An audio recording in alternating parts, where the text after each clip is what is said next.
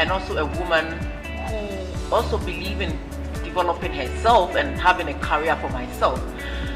When I hear stories about somebody deciding what I have to do with my body and at what time, it really saddens me. I agree with the first speaker who said we have the laws. We even have the incorporation of international laws, which, as you can find in Article 33(5) and 40 of the Constitution. We have roped in almost everything, rights, duties, and declarations, which relate to fundamental rights and freedoms.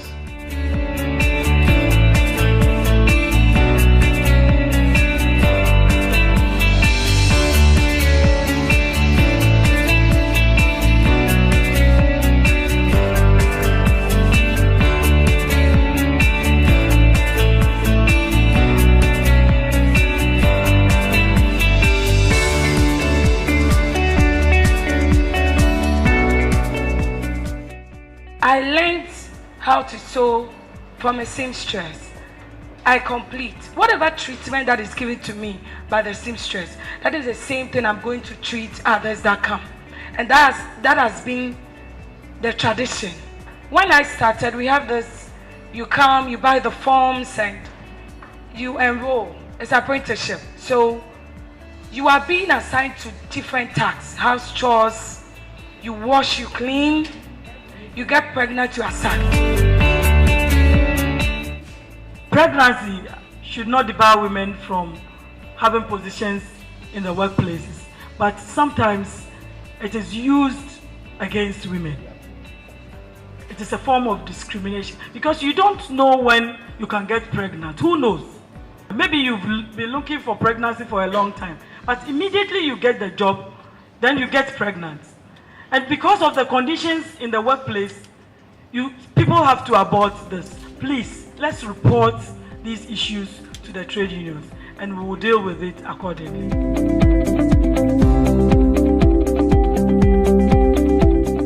This person is getting pregnant every year. Or this person has been pregnant and for 6 months, the person has been hospitalized. Can I terminate on those grounds? What is the law saying, yes or no?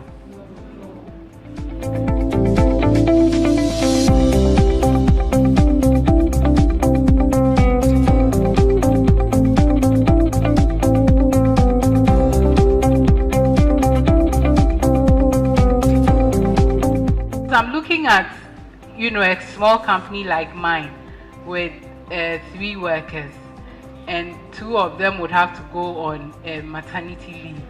How is my work going to progress?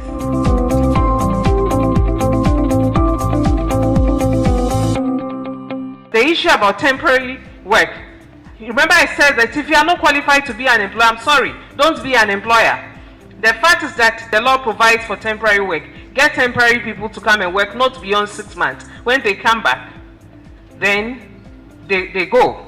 If you are looking at profiteering on everything that we do and looking at the margin, of course, all of us are going to be out of work because everyone in this room wants to have a baby, whether a man or a woman. We all want to have children, So I think that sometimes we have to overlook some of these issues and then begin to think, I'm also human. What if I'm in this situation? What's going to happen to me? So you need to stand up for what you believe in, because I said to myself, I know myself and what I can do with myself. I don't need favors. Now, on sexual harassment, the law, I want to draw your attention about, the law has made provisions for unfair terminations. And one of the grounds that you yourself, termination normally is coming from the employer to you, isn't it? But one of the grounds that you yourself can terminate the appointment, and it can be said to be unfair termination, is where you have repeated complaints of sexual harassment which is not being dealt with. You can resign and bring a complaint to the Labour Commission against the employer.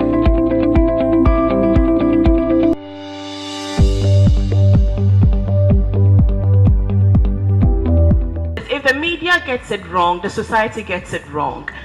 If we don't turn the spotlight onto ourselves, our coverage of sexual harassment issues and labor laws will remain at most non-committal, because we ourselves are victims.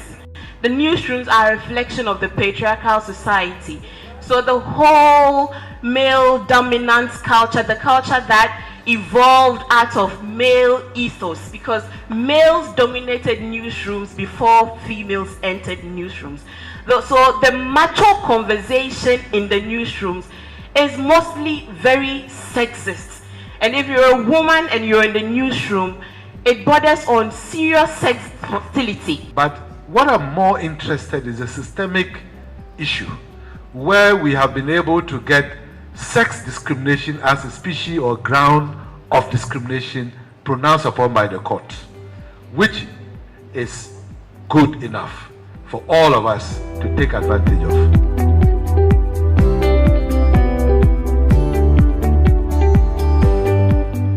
I would want to say, without any difference to our culture or our tradition, that we have largely been unfair to women in this country.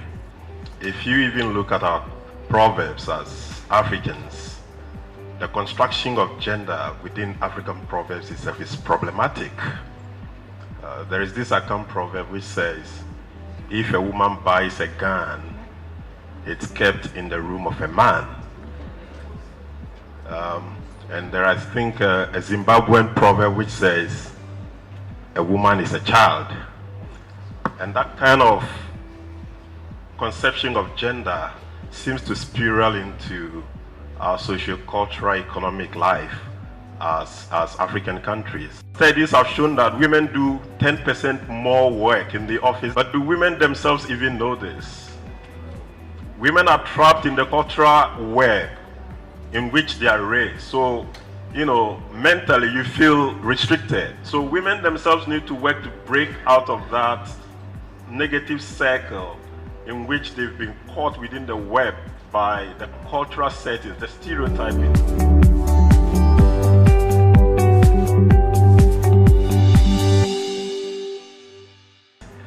I can tell you the number of complaints that have come to charge when we are in the course of investigating. The same women who brought them come back and say, there is an issue, I want to withdraw. So for me, standing up for your rights, standing up for your dignity as a woman, no matter the circumstances, you shouldn't give your body to somebody because that person is in authority over you. Let's stand up for our rights as women, because a lot of things happen in the world of work. And then let's support. When somebody reports the issue about sexual harassment, let's not look down on the person. Let's support the person to be able to address the issue of harassment and violence at the workplace and know our rights better as women. Even the best legal provisions cannot be of much use if they are not known and not put into practice. People need knowledge about legal rights and the machinery to enforce them if they are to combat discrimination and fight for a fair balance of opportunity, of treatment, of pay and representation between men and women in all areas of paid and unpaid employment and in work-related decision-making. As women, we always have to believe in ourselves. We always have to go beyond the narrative that we hear, that you cannot do this, you cannot do that because you're a woman. I think that we also have a responsibility to try to study on our own. I think one of the things that we have put in on ourselves is to try to translate the labor laws and some of these things into our local dialect, that every woman who can speak English can read and know, so that we all know what the labor law says and have everything on our tips, and then we can defend ourselves wherever we are. It's about how you stand up for yourself. This year's theme, the human rights theme, is standing up for human rights. If you don't stand up for yourself, the institutions are there, the laws are there, but it is at the personal level that these things happen. So if you stand up, it will be helpful to then encourage people to fight for you. And work with men to try and fight the stereotypes and break the system to make the laws function. You've heard everything everyone has said. The laws are there, the policies are there. Fight them. Don't be scared. Don't shy away. Don't feel embarrassed. They will call you names. They will call you Yas and Tua in the negative sense. But if we don't fight, we can't win.